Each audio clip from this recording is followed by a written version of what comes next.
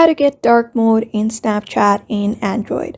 Hello everybody, welcome back to our channel. Today in this video we will guide you on how we can get dark mode on Snapchat. So let's go on with the process on how we can do so. But before that, don't forget to hit the like, share and subscribe icon and then turn on the notification bell to get updated about our latest videos. So in order to get the dark mode on Snapchat in Android, these are the steps you may follow. Launch your Snapchat application onto your account. After that, you may just tap on your Bitmoji profile at the top left corner.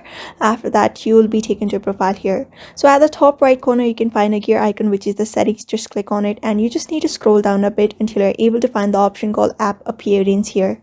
Just tap on app appearance and you can find this option called always light, and you can find this option called always light, always dark and custom app theme. So you may just match the system, which means if you already have by default set dark mode on your device, it will directly match the system. But otherwise, if you don't have that enabled, then you may just switch up to always dark and it will be dark. Your Snapchat will appear dark. So that's how you basically enable the dark mode on Snapchat in Android. So therefore, I hope this video was helpful to you and thank you for watching this video.